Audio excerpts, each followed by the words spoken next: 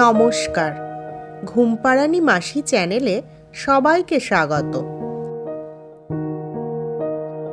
আজ শোনাবো অভাবের সংসারে বেড়ে ওঠা একটি ছোট মেয়ের জীবনের দুঃখের গল্প। বাল্যবিবাহ ও যৌতুক প্রথার বলি হতে হয়েছিল ছোট মেয়েটিকে। আজকের গল্প বিভূতিভূষণ বন্দ্যোপাধ্যায়ের লেখা পুঁইমাচা।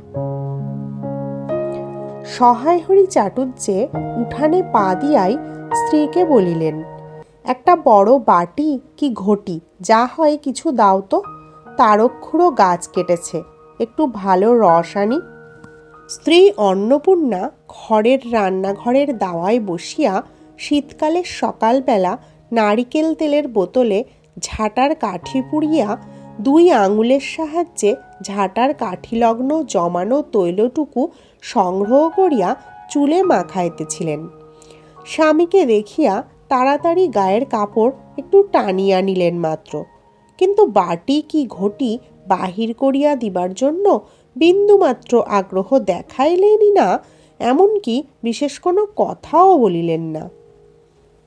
সহায়হরি অগ্রবর্তী হইয়া বলিলেন, কি হয়েছে, বসে রইলে যে, দাও না একটা ঘটি। আহ, খেন্তি টেন্তি সব কোথায় গেল এরা, তুমি তেল মেখে বুঝি ছোবে না? অন্নপূর্ণা তেলের বোতলটি সরাইয়া স্বামীর দিকে খানিকক্ষণ চাহিয়া রহিলেন, পরে অত্যন্ত শান্ত সুরে জিজ্ঞাসা করিলেন, তুমি মনে মনে কি ঠাউরেছ বলতে পারো? স্ত্রীর অতিরিক্ত রকমের শান্ত সুরে সহায়হরির মনে ভীতির সঞ্চার হইল। ইহা যে ঝড়ের অব্যবহিত পূর্বের আকাশের স্থির ভাবমাত্র, তাহা বুঝিয়া তিনি মরিয়া হইয়া ঝড়ের প্রতীক্ষায় রহিলেন। একটু আমতা আমতা করিয়া কহিলেন, কেন, কি আবার, কি? অন্নপূর্ণা পূর্বাপেক্ষাও শান্ত সুরে কহিলেন, দেখো, রঙ্গ করো না বলছি, ন্যাকামি করতে হয় অন্য সময় করো। তুমি কিছু জানো না, নাকি খোঁজ রাখো না? অত বড় মেয়ে যার ঘরে, সে মাছ ধরে আর রস খেয়ে দিন কাটায় কি করে তা বলতে পারো? গায়ে কি গুজব রটেছে জানো? সহায়হরি আশ্চর্য হইয়া জিজ্ঞাসা করিলেন, কেন, কি গুজব? কি গুজব জিজ্ঞাসা করো গিয়ে চৌধুরীদের বাড়ি।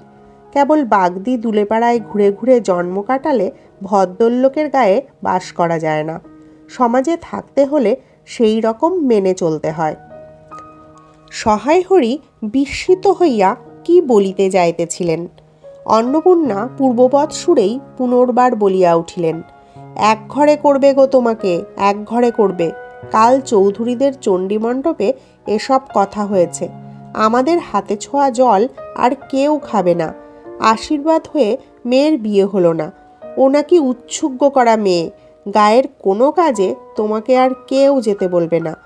যাও, ভালোই হয়েছে তোমার, এখন গিয়ে দুলে বাড়ি বাগদি বাড়ি উঠে বসে দিন কাটাও। সহায়হরি তাচ্ছিল্যের ভাব প্রকাশ করিয়া বলিলেন, এই, আমি বলি না জানি কি ব্যাপার, এক ঘরে, সবাই এক ঘরে করেছেন, এবার বাকি আছেন কালীময় ঠাকুর। ও! অন্নপূর্ণা তেলে বেগুনে জ্বলিয়া উঠিলেন, কেন, তোমাকে এক ঘরে করতে বেশি কিছু লাগে নাকি? তুমি কি সমাজের মাথা, না একজন মাতব্বর লোক? চাল নেই, চুলো নেই, এক করার মুরদ নেই, চৌধুরীরা তোমায় এক ঘরে করবে, তার এমন কঠিন কথা কি? আর সত্যিই তো, এদিকে ধাড়ি মেয়ে হয়ে উঠল। হঠাৎ স্বর নামাইয়া বলিলেন, হলো যে 15 বছরের, বাইরে কমিয়ে বলে বেড়ালে কি হবে, লোকের চোখ নেই? পুনরায় গলা উঠাইয়া বলিলেন, না বিয়ে দেবার গা, না কিছু, আমি কি যাব পাত্র ঠিক করতে? সশরীরে যতক্ষণ স্ত্রীর সম্মুখে বর্তমান থাকিবেন, স্ত্রীর গলার সুর ততক্ষণ কমিবার কোনো সম্ভাবনা নাই বুঝিয়া সহায়হরি দাওয়া হইতে তাড়াতাড়ি একটি কাঁসার বাটি উঠাইয়া লইয়া খিড়কি দুয়ার লক্ষ্য করিয়া যাত্রা করিলেন। কিন্তু খিড়কি দুয়ারের একটু এদিকে কি দেখিয়া হঠাৎ থামিয়া গেলেন এবং আনন্দপূর্ণ স্বরে বলিয়া উঠিলেন, এসব কি রে খেন্তিমা, এসব কোথা থেকে আনলি? ও, এ যে 14-15 বছরের একটি মেয়ে আর দুটি ছোট ছোট মেয়ে পিছনে লইয়া বাড়ি ঢুকিল। তাহার হাতে এক বোঝা পুঁইশাক, ডাঁটাগুলি মোটা ও হলদে হলদে। চেহারা দেখিয়া মনে হয় কাহারা পাকা পুঁই গাছ উবড়াইয়া ফেলিয়া উঠানের জঙ্গল তুলিয়া দিতেছিল। মেয়েটি তাহাদের উঠানের জঙ্গল প্রাণপণে তুলিয়া আনিয়াছে। ছোট মেয়ে দুটির মধ্যে একজনের হাত খালি, অপরটির হাতে গোটা 2-3 পুঁই পাতা জড়ানো কোনো দ্রব্য। বড় মেয়েটি খুব লম্বা, গোলগাল চেহারা, মাথার চুলগুলো রুক্ষ ও অগোছালো, বাতাসে উড়িতেছে। মুখখানা খুব বড়, চোখ দুটা ডাগর ডাগর ও শান্ত। সরু সরু কাঁচের চুড়িগুলা 2 পয়সা ডজনের একটি সেফটি পিন দিয়া একত্রে করিয়া আটকানো। পিনটার বয়স খুঁজিতে যাইলে প্রাগৈতিহাসিক যুগে গিয়া পড়িতে হয়। এই বড় মেয়েটির নামই বোধ হয় খেন্তি, কারণ সে তাড়াতাড়ি পিছন ফিরিয়া তাহার পশ্চাৎবর্তিনীর হাত হইতে পুঁই পাতা জড়ানো দ্রব্যটি মেলিয়া ধরিয়া বলিল, চিংড়ি মাছ বাবা, গয়াখুড়ির কাছ থেকে রাস্তায় নিলাম, দিতে চায় না, বলে তোমার বাবার কাছে আর দিনকার দরুন 2 পয়সা বাকি আছে। আমি বললাম, দাও গয়া পিসি, আমার বাবা কি তোমার 2 পয়সা নিয়ে পালিয়ে যাবে? আর এই পুঁইশাকগুলো ঘাটের ধারের রায় কাকা বললে, নিয়ে যা, কেমন মোটা মোটা। অন্নপূর্ণা দাওয়া হইতে অত্যন্ত ঝাঁজের সহিত চিৎকার করিয়া উঠিলেন, নিয়ে যা? আহা, কি অমৃতই তোমাকে তারা দিয়েছে। পাকা পুঁইডাটা কাঠ হয়ে গিয়েছে, 2 দিন পরে ফেলে দিত, নিয়ে যা। আর উনি তখন আগাছা উঠিয়ে নিয়ে এসেছেন, ভালোই হয়েছে, তাদের আর নিজেদের কষ্ট করে কাটতে হলো না। যত পাথুরে বোকা সব মরতে আসে আমার ঘাড়ে। ধাড়ি মেয়ে, বলে দিয়েছি না তোমায়, বাড়ির বাইরে কোথাও পা দিও না। লজ্জা করে না এপাড়া সেপাড়া করে বেড়াতে? বিয়ে হলে যে 4 ছেলের মা হতে, খাওয়ার নামে আর জ্ঞান থাকে না, না?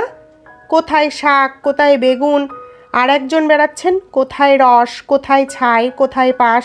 ফেল বলছি ওসব, ফেল। মেয়েটি শান্ত অথচ ভয় মিশ্রিত দৃষ্টিতে মার দিকে চাহিয়া হাতের বাঁধন আলগা করিয়া দিল। পুঁইশাকের ওঝা মাটিতে পড়িয়া গেল। অন্নপূর্ণা বকিয়া চলিলেন, যা তো রাধি, ওই আপদগুলোকে টেনে খিড়কির পুকুরের ধারে ফেলে দিয়ায় তো। যা, ফের যদি বাড়ির বার হতে দেখেছি তবে ঠ্যাং যদি খোড়া না করি তো। বোঝা মাটিতে পড়িয়া গিয়াছিল। ছোট মেয়েটি কলের পুতুলের মতো সেগুলি তুলিয়া লইয়া খিড়কি অভিমুখে চলিল। কিন্তু ছোট মেয়ে অত বড় বোঝা আঁকড়াইতে পারিল না। অনেকগুলি ডাঁটা এদিকে ওদিকে ঝুলিতে ঝুলিতে চলিল। সহায় হরির ছেলেমেয়েরা তাহাদের মাকে অত্যন্ত ভয় করিত। সহায় হরি আমতা আমতা করিয়া বলিয়া গেলেন, তা এনেছে ছেলে মানুষ খাবে বলে, তুমি আবার বরং। পুঁইশাকের বোঝা লইয়া যাইতে যাইতে ছোট মেয়েটি ফিরিয়া দাঁড়াইয়া মার মুখের দিকে চাহিল। অন্নপূর্ণা তাহার দিকে চাহিয়া বলিলেন, না না, নিয়ে যা, খেতে হবে না। মেয়ে মানুষের আবার অত নোলা কিসের? এক পাড়া থেকে আর এক পাড়ায় নিয়ে আসবে 2 পাকা পুঁইশাক ভিক্ষে করে। যা, তুই যা, যা, দূর করে বনে দিয়ায়। সহায় হরি বড় মেয়ের মুখের দিকে চাহিয়া দেখিলেন, তাহার চোখ দুটা জলে ভরিয়া আসিয়াছে। তার মনে বড় কষ্ট হইল, কিন্তু মেয়ের যতই সাধের জিনিস হোক, পুঁইশাকের পক্ষাবলম্বন করিয়া দুপুরবেলা স্ত্রীকে চটাইতে তিনি আদৌ সাহসী হইলেন না। নিঃশব্দে খিড়কি দৌড় দিয়া বাহির হইয়া গেলেন। বসিয়া রাঁধিতে রাঁধিতে বড় মেয়ের মুখের কাতর দৃষ্টি স্মরণে পড়িবার সঙ্গে সঙ্গে অন্নপূর্ণার মনে পড়িল গত অরন্ধনের পূর্বদিন বাড়িতে পুঁইশাক রান্নার সময় খেন্তি আবদার করিয়া বলিয়াছিল, মা, অর্ধেকগুলো কিন্তু একা আমার, অর্ধেক সব মিলে তোমাদের। বাড়িতে কেহ ছিল না। তিনি নিজে গিয়ে উঠানের ও খিড়কি দোরের আশেপাশে যে ডাঁটা পড়িয়াছিল সেগুলি কুড়াইয়া লইয়া আসিলেন। বাকিগুলা কুড়ানো যায় না, ডোবার ধারের ছায় গাদায় ফেলিয়া দিয়াছে। কুচো চিংড়ি দিয়া এই রূপে চুপি চুপি পুঁইশাকের তরকারি রাঁধিলেন। দুপুরবেলা খেন্তি পাতে পুঁইশাকের চচ্চড়ি দেখিয়া ও আনন্দপূর্ণ ডাগর চোখে মায়ের দিকে ভয়ে ভয়ে চাহিল। দুই একবার এদিকে ওদিকে ঘুরিয়া আসিতেই অন্নপূর্ণা দেখিলেন উক্ত পুঁইশাকের এক টুকরাও তাহার পাতে পড়িয়া নাই। পুঁইশাকের উপর তাহার এই মেয়েটির কিরূপ লোভ তাহা তিনি জানিতেন। জিজ্ঞাসা করিলেন, কি রে খেন্তি, আর একটু চচ্চড়ি দিই? খেন্তি তৎক্ষণাৎ ঘাড় নাড়িয়া এ আনন্দজনক প্রস্তাব সমর্থন করিল। কি ভাবিয়া অন্নপূর্ণার চোখে জল আসিল। চাপিতে গিয়া তিনি চোখ উঁচু করিয়া চালের বাতায় গোজা ডালা হইতে শুকনো লঙ্কা পাড়িতে লাগিলেন। কালীময়ের চণ্ডীমণ্ডপে সেদিন বৈকালবেলা সহায়হরির ডাক পড়িল। সংক্ষিপ্ত ভূমিকা ফাঁদিবার পর কালীময় উত্তেজিত সুরে বলিলেন, সেসব দিন কি আর আছে ভায়া? এই ধরো কেষ্ট মুখুজ্জে, স্বভাব নইলে পাত্রে দেব না, স্বভাব নইলে পাত্রে দেব না করে কি কাণ্ডটাই করলে। অবশেষে কিনা হরির ছেলেটাকে ধরে পড়ে মেয়ের বিয়ে দেয় তবে রক্ষে। তার কি স্বভাব রাম বলো, 6-7 পুরুষে ভঙ্গ, পচা ক্ষত্রিয়। পরে সুর নরম করিয়া বলিলেন, তা সমাজের সেসব শাসনের দিন কি আর আছে? দিন দিন চলে যাচ্ছে, বেশি দূর যায় কেন? এই যে তোমার মেয়েটি 13 বছরের। সহায়হরি বাধা দিয়া বলিতে গেলেন, এই শ্রাবণে 13ই। আহা হা হা, 13ই আর 16ই তফাৎ কিসের শুনি? 13ই আর 16ই তফাৎটা কিসের? আর সে 13ই হোক, চাই 16ই হোক, চাই 50ই হোক, তাতে আমাদের দরকার নেই। সে তোমার হিসেব তোমার কাছে। কিন্তু পাত্রর আশীর্বাদ হয়ে গেল, তুমি বেঁকে বসলে কি জন্য শুনি? ও তো একরকম উৎসুগ্য করা মেয়ে। আশীর্বাদ হওয়াও যা, বিয়ে হওয়াও তাই। 7 পাকের যা বাকি। এই তো সমাজে বসে এসব কাজগুলি তুমি যে করবে আর আমরা বসে বসে দেখব, এ তুমি মনে ভেবো না। সমাজের বামুনদের যদি জাত মারবার ইচ্ছে না থাকে, মেয়ের বিয়ের বন্দোবস্ত করে ফেলো। পাত্তর পাত্তর, রাজপুত্তর না হলে কি আর পাত্তর মেলে না? গরিব মানুষ, দিতে থুতে পারবে না বলেই সীমন্ত মজুমদারের ছেলেকে ঠিক করে দিলাম। লেখাপড়া নাই বা জানলে, জজ ম্যাজিস্ট্রেট না হলে কি মানুষ হয় না? দিব্যি বাড়ি, বাগান, পুকুর। শুনলাম এবার নাকি 20 জমিতে 4টি আমন ধানও করেছে। ব্যাস রাজার হাল। 2 ভাইয়ের অভাব কি? ইতিহাসটা হইতেছে এই, মণিগায়ের উক্ত মজুমদার মহাশয়ের পুত্রটি কালীময়ী ঠিক করিয়া দেন। কেন কালীময় মাথা ব্যথা করিয়া সহায়হরির মেয়ের বিয়ের সম্বন্ধ মজুমদার মহাশয়ের ছেলের সঙ্গে ঠিক করিতে গেলেন, তাহার কারণ নির্দেশ করিতে যাইয়া কেহ কেহ বলেন যে কালীময় নাকি মজুমদার মহাশয়ের কাছে অনেক টাকা ধার করেন, অনেক দিনের সুদ পর্যন্ত বাকি, শীঘ্র নালিশ হইবে ইত্যাদি। এ গুজব যে শুধু অবান্তর তাহাই নহে, ইহার কোনো ভিত্তি আছে বলিয়াও মনে হয় না। ইহা দুষ্টপক্ষের রটনা মাত্র। যাহাই হোক, পাত্রপক্ষ আশীর্বাদ করিয়া যাওয়ার দিন কতক পরে সহায়হরি টের পান পাত্রটি কয়েক মাস পূর্বে নিজের গ্রামে কি একটা করিবার ফলে গ্রামের এক কুম্ভকার বধূর আত্মীয় স্বজনের হাতে বেদম পোহার খাইয়া কিছুদিন নাকি শয্যাগত ছিল। এরকম পাত্রে মেয়ে দিবার প্রস্তাব মনোপুত না হয় সহায়হরি সে সম্বন্ধ ভাঙিয়া দেন। দিন 2 পরের কথা। সকালে উঠিয়া সহায়হরি উঠানে বাতাবি লেবুর গাছের ফাঁক দিয়া যেটুকু নিতান্ত কচি রাঙা রৌদ্র আসিয়াছিল, তাহারই আতপে বসিয়া আপন মনে তামাক টানিতেছেন। বড় মেয়ে খেন্তি আসিয়া চুপি চুপি বলিল, বাবা যাবে না? মা ঘাটে গেল। সহায়হরি একবার বাড়ির পাশের ঘাটের পথের দিকে কি জানি কেন চাহিয়া দেখিলেন, পরে নিম্নস্বরে বলিলেন, যা শিগগির শাবলখানা নিয়ে আয় দিকি। কথা শেষ করিয়া তিনি উৎকণ্ঠার সহিত জোরে জোরে তামাক টানিতে লাগিলেন এবং পুনরায় একবার কি জানি কেন খিড়কির দিকে সতর্ক দৃষ্টি নিক্ষেপ করিলেন। ইতিমধ্যে প্রকাণ্ড ভারী একটা লোহার শাবল 2 হাত দিয়া আকড়াইয়া ধরিয়া খেন্তি আসিয়া পড়িল। তৎপরে পিতাপুত্রীতে সন্তর্পণে সম্মুখের দরজা দিয়া বাহির হইয়া গেল। ইহাদের ভাব দেখিয়া মনে হইতেছিল ইহারা কাহারও ঘরে শীত দিবার উদ্দেশ্যে চলিয়াছে। অন্নপূর্ণা স্নান করিয়া সবে কাপড় ছাড়িয়া উনুন ধরাইবার জোগাড় করিতেছেন। মুখুজ্জে বাড়ির ছোট খুকি দুর্গা আসিয়া বলিল, খুড়িমা, মা বলে দিলে, খুড়িমাকে গিয়ে বল মাছ হবে না, তুমি আমাদের নবান্নটা মেখে আর ইতুর ঘটগুলো বার করে দিয়ে আসবে। মুখুজ্জে বাড়ি ও পাড়ায় যাইবার পথের বাঁ ধারে এক জায়গায় শ্যাওড়া, বনভাট, রাংচিতা, বনচালতা গাছের ঘন বন। শীতের সকালে এক প্রকার লতাপাতার ঘন গন্ধ বন হইতে বাহির হইতেছিল। একটা লেজঝোলা হলদে পাখি আমড়া গাছের এ ডাল হইতে ও ডালে যাইতেছে।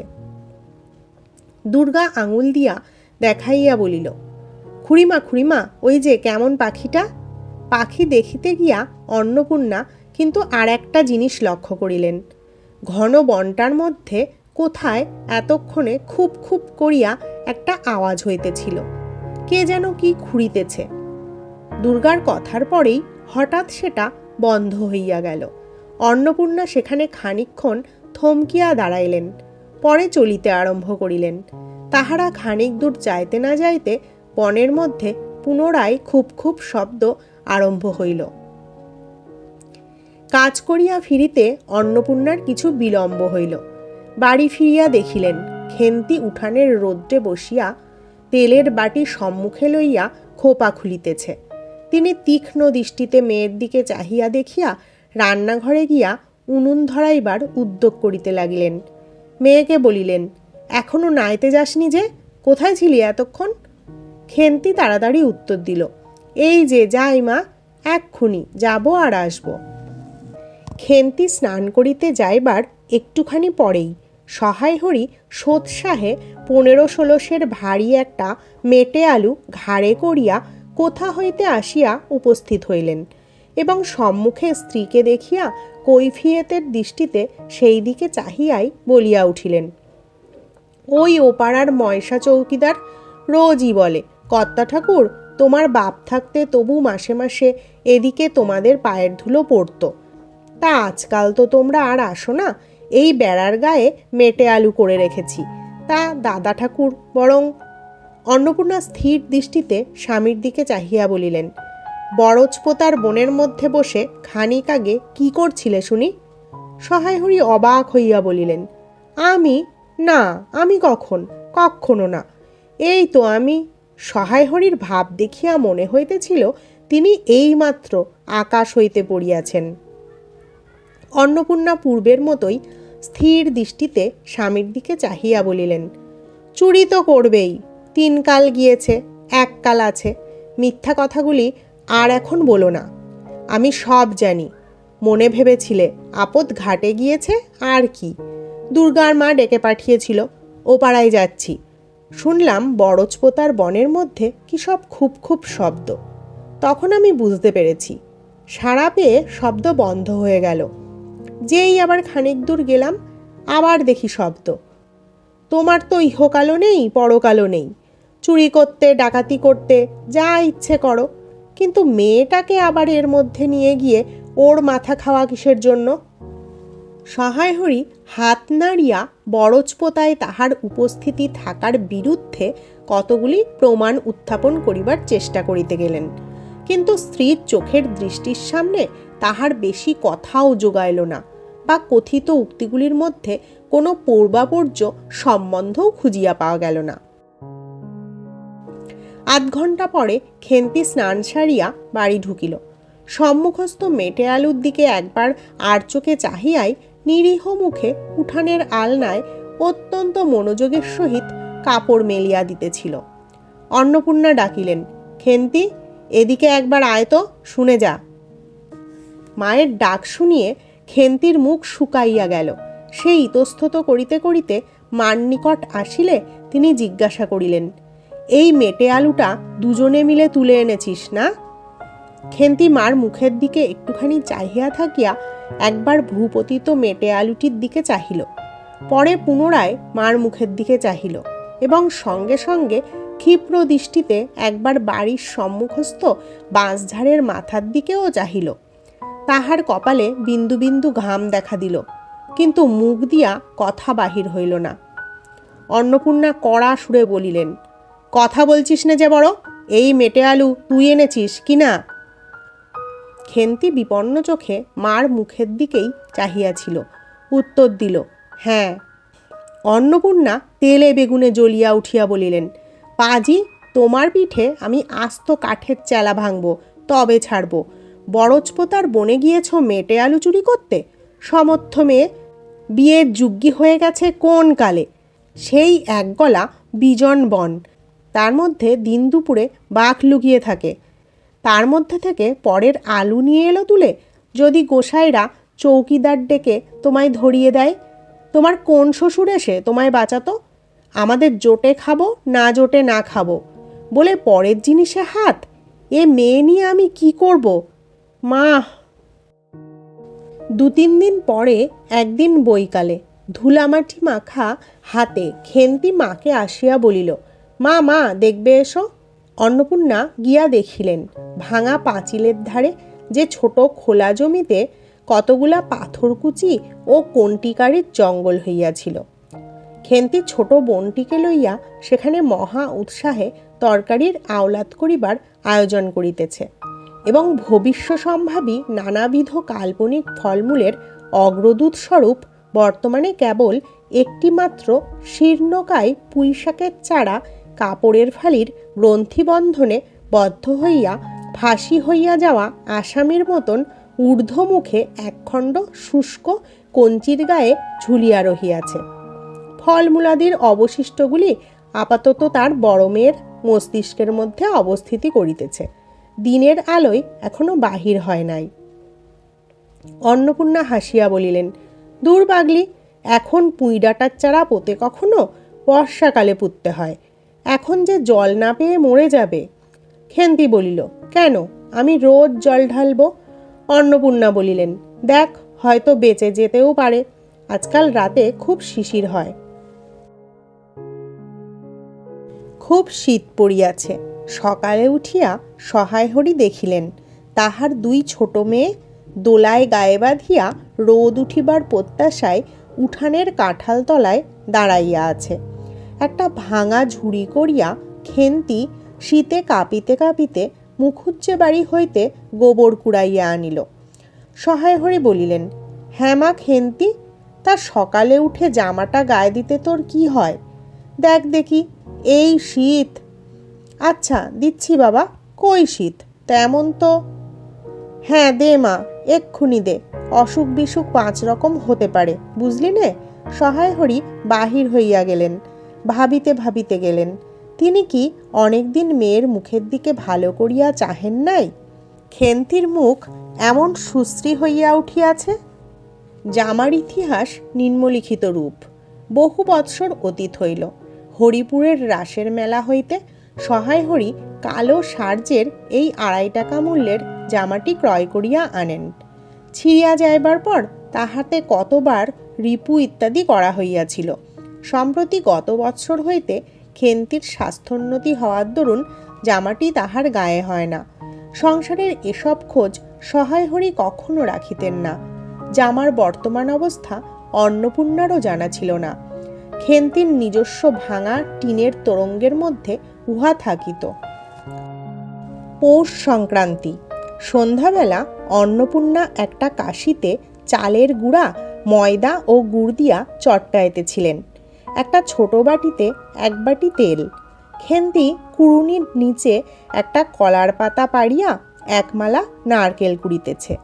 অন্নপূর্ণা প্রথমে খেন্তির সাহায্য লইতে স্বীকৃত হন নাই, কারণ সে যেখানে সেখানে বসে, বনে বাদারে ঘুরিয়া ফেরে। তাহার কাপড় চোপড় স্বাস্থ্যসম্মত ও সূচি নহে। অবশেষে খেন্তি নিতান্ত ধরিয়া পড়ায় হাত পা ধোয়াইয়া ও শুদ্ধ কাপড় পরাইয়া তাহাকে বর্তমান পদে নিযুক্ত করিয়াছেন। ময়দার গোলা মাখা শেষ হইলে অন্নপূর্ণা উনুনে খোলা চাপাইতে যাইতেছেন। ছোট মেয়ে রাধা হঠাৎ ডান হাতখানা পাতিয়া বলিল, মা ওই একটু। অন্নপূর্ণা বড় গামলাটা হইতে একটুখানি গোলা তুলিয়া লইয়া হাতের আঙুল পাঁচটি দ্বারা একটি বিশেষ মুদ্রা রচনা করিয়া সেটুকু রাধার প্রসারিত হাতের উপরে দিলেন। মেজো মেয়ে পুটি অমনি ডান হাতখানা কাপড়ে তাড়াতাড়ি মুছিয়া লইয়া মার সামনে পাতিয়া বলল, মা, আমায় একটু। খেন্তি সূচিবস্ত্রে নারকেল কুড়িতে কুড়িতে লুব্ধ নেত্রে মধ্যে মধ্যে এদিকে চাহিতেছিল। এ সময় খাইতে চাওয়ায় মা পাছে বকে, সেই ভয়ে চুপ করিয়া রহিল। অন্নপূর্ণা বলিলেন, দেখি নিয়ায় খেন্তি ওই নারকেলের মালাটা, ওতে তোর জন্য একটু রাখি। খেন্তি ক্ষিপ্র হস্তে নারিকেলের উপরের মালাখানা, যাহাতে ফুটা নাই, সেখানা সরাইয়া দিল। অন্নপূর্ণা তাহাতে একটু বেশি করিয়া গোলা ঢালিয়া দিলেন। মেজো মেয়ে পুটি বলল, জ্যাঠাইমারা অনেকখানি দুধ দিয়েছে, রাঙা দিদি ক্ষীর তৈরি করেছিল, ওদের অনেক রকম হবে। খেন্তি মুখ তুলিয়া বলিল, এ বেলা আবার হবে নাকি? ওরা তো ওবেলা ব্রাহ্মণ নেমন্তন্ন করেছিল, সুরেশ কাকাকে আর ওপাড়ার তিনুর বাবাকে। ওবেলা তো পায়েস, ঝোলপুলি, মুক্তোক্তি এইসব হয়েছে। পুটি জিজ্ঞাসা করিল, হ্যাঁ মা, ক্ষীর নইলে নাকি পাটিসাপটা হয় না? খেদি বলছিল, ক্ষীরের পুর না হলে কি আর পাটিসাপটা হয়? আমি বললাম, কেন, আমার মা তো শুধু নারকেলের ছাই দিয়ে করে, সে তো কেমন লাগে। অন্নপূর্ণা বেগুনের বোটায় একটুখানি তেল লইয়া খোলায় মাখাইতে মাখাইতে প্রশ্নের সদুত্তর খুঁজিতে লাগিলেন। খেন্তি বলিল, খেদির ওইসব কথা, খেদির মা তো ভারী পিঠে করে কি না? ক্ষীরের পুর দিয়ে ঘিয়ে ভাজলেই কি আর পিঠে হলো? সেদিন জামাই এলে ওদের বাড়ি দেখতে গেলুম কি না, তাই খুড়িমা দুখানা পাটিসাপটা খেতে দিলে। ও মা, কেমন একটা ধরা ধরা গন্ধ! আর মার পিঠেতে কখনো কোনো গন্ধ পাওয়া যায়? পাটিসাপটায় ক্ষীর দিলে ছাই খেতে হয়। বেপরোয়াভাবে উপরুক্ত উক্তি শেষ করিয়া খেন্তি মার চোখের দিকে চাহিয়া জিজ্ঞাসা করিল, মা, নারকেল কোড়া একটু নেব? অন্নপূর্ণা বলিলেন, নে, কিন্তু এখানে বসে খাস নে, মুখ থেকে পড়বে না কি হবে? যা ওই দিকে যা। খেন্তি নারকেলের মালায় এক থাবা কোড়া তুলিয়া লইয়া একটু দূরে গিয়া খাইতে লাগিল। মুখ যদি মনের দর্পণ স্বরূপ হয়, তবে খেন্তির মুখ দেখিয়া সন্দেহের কোনো কারণ থাকিতে পারিত না যে সে অত্যন্ত মানসিক তৃপ্তি অনুভব করিতেছে। ঘণ্টাখানেক পরে অন্নপূর্ণা বলিলেন, ওরে, তোরা সব এক এক টুকরো পাতা পেতে বসতো দেখি, গরম গরম দিই। খেন্তি, জল দেয়া ভাত আছে ও বেলার, বার করে নিয়ে আয়। খেন্তির নিকট অন্নপূর্ণার এ প্রস্তাব যে খুব মনোপ্রুত হইল না, তাহা তাহার মুখ দেখিয়া বোঝা গেল। পুটি বলিল, মা, বড়দি পিঠেই খাক, ভালোবাসে, ভাত বরং থাকুক, আমরা কাল সকালে খাবো। খান কয়েক খাইবার পরেই ছোট মেয়ে রাধা আর খাইতে চাহিল না। সে নাকি অধিক মিষ্ট খাইতে পারে না। সকলের খাওয়া শেষ হইয়া গেলেও খেন্তি তখনও খাইতেছে। সে মুখ বুজিয়া শান্তভাবে খায়, বড় একটা কথা কহে না। অন্নপূর্ণা দেখিলেন সে কম করিয়াও 18-19 খানা খাইয়াছে। জিজ্ঞাসা করিলেন, খেন্তি, আর নিবি? খেন্তি খাইতে খাইতে শান্তভাবে সম্মতিসূচক ঘাড় নাড়িল। অন্নপূর্ণা তাহাকে আরও খান কয়েক দিলেন। খেন্তির মুখ চোখ ঈষৎ উজ্জ্বল দেখাইল। হাসি ভরা চোখে মার দিকে চাহিয়া বলিল, বেশ খেতে হয়েছে মা, ওই যে তুমি কেমন ফেনিয়ে নাও, ওতেই কিন্তু। সে পুনরায় খাইতে লাগিল।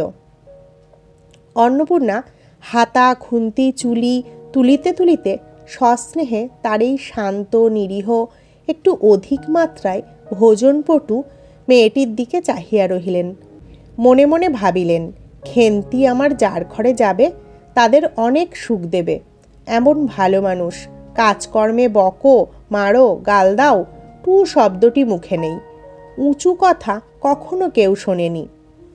বৈশাখ মাসের প্রথমে সহায় হরির এক দূরসম্পর্কীয় আত্মীয়ের ঘটকালিতে খেন্তির বিবাহ হইয়া গেল।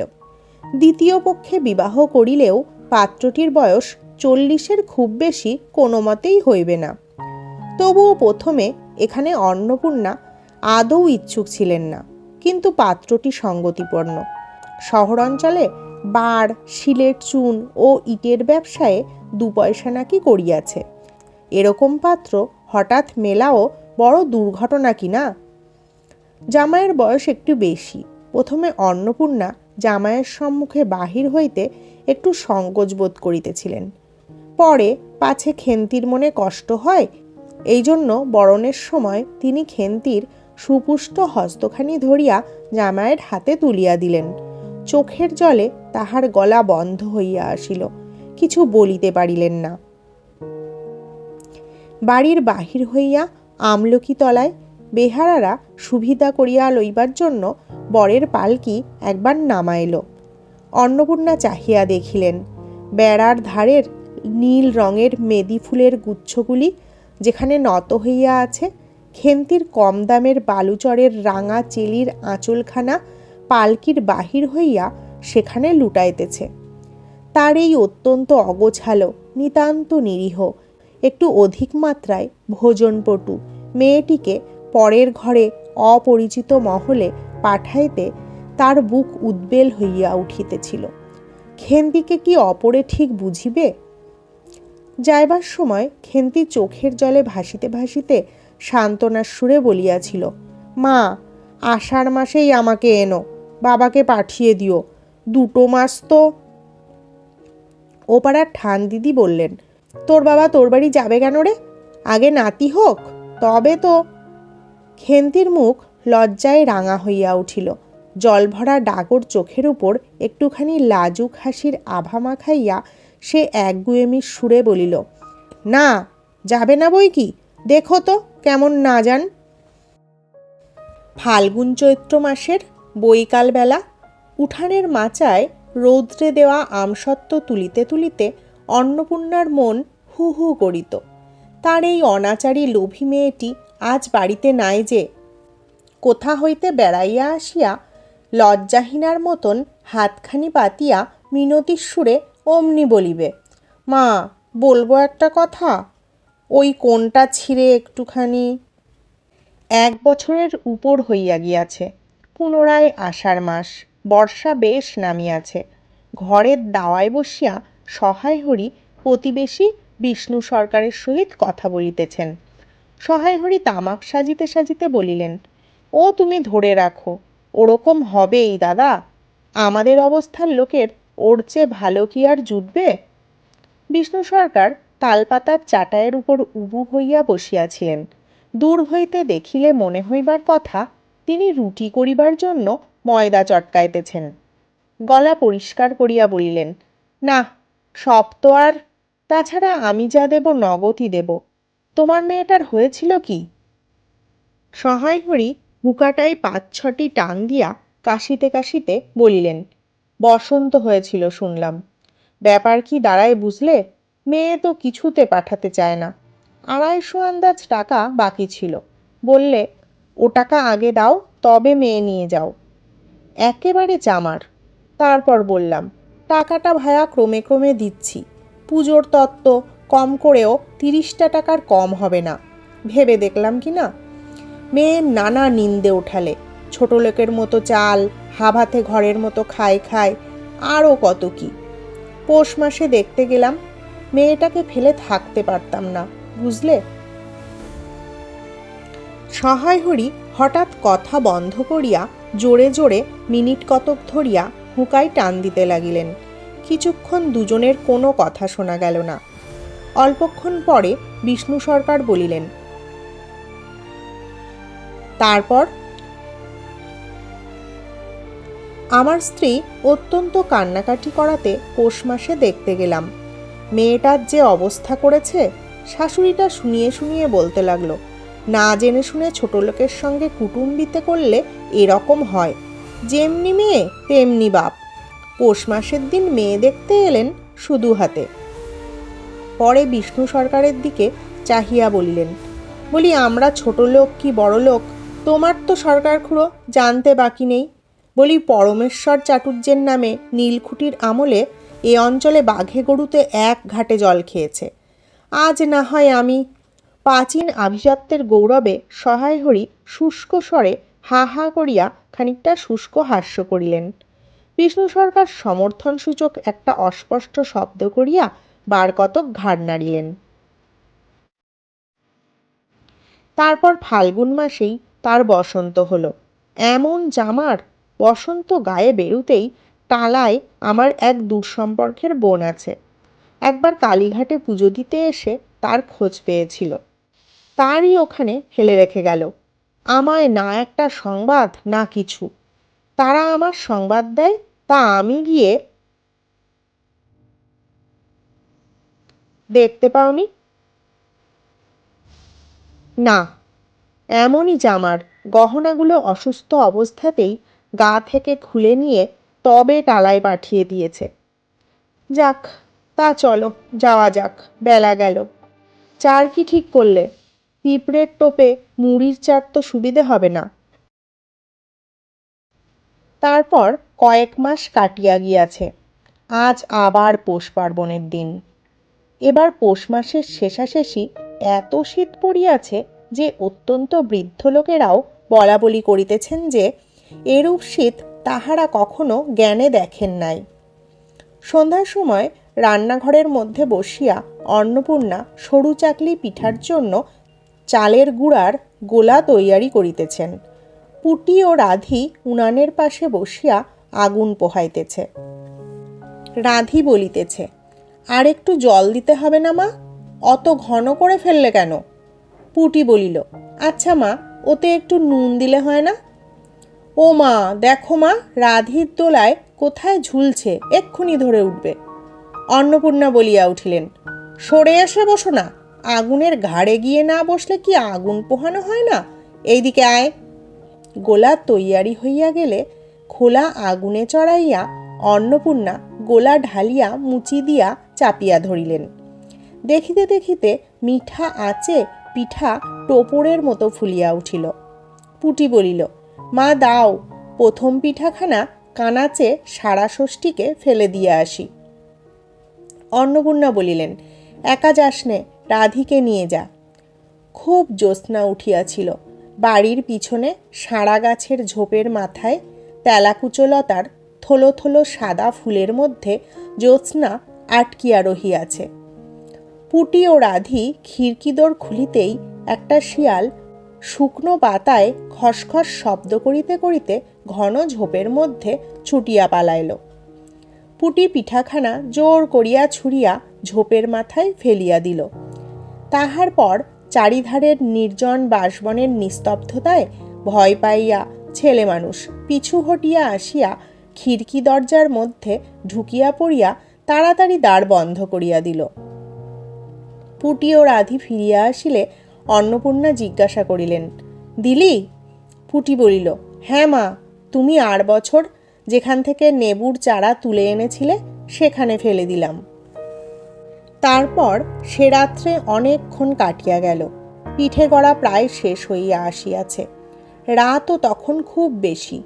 জ্যোৎস্নার আলোয় বাড়ির পিছনের বনে অনেকক্ষণ ধরিয়া একটা কাঠঠোকরা পাখি ঠকর শব্দ করিতেছিল। তাহার স্বরটাও ক্রমে তন্দ্রালু হইয়া পড়িতেছে। দুই বোনের খাইবার জন্য কলার পাতা চিরিতে চিরিতে পুটি অন্যমনস্কভাবে হঠাৎ বলিয়া উঠিল, দিদি বড় ভালোবাসত। তিনজনেই খানিকক্ষণ নির্বাক হইয়া বসিয়া রহিল। তাহার পর তাহাদের তিনজনেরই দৃষ্টি কেমন করিয়া আপনা আপনি উঠানের এক কোণে আবদ্ধ হইয়া পড়িল, যেখানে বাড়ির সেই লোভী মেয়েটির লোভের স্মৃতি পাতায় পাতায় শিরায় শিরায় জড়াইয়া তাহার কত সাধের নিজের হাতে পোতা পুঁই গাছটি মাচা জুড়িয়া পাড়িয়া উঠিয়াছে। বর্ষার জল ও কার্তিক মাসের শিশির লইয়া কচি কচি সবুজ ডগাগুলি মাচাতে সব ধরে নাই, মাচা হইতে বাহির হইয়া দুলিতেছে। সুপুষ্ট নধর প্রবর্ধমান জীবনের লাবণ্যে ভরপুর।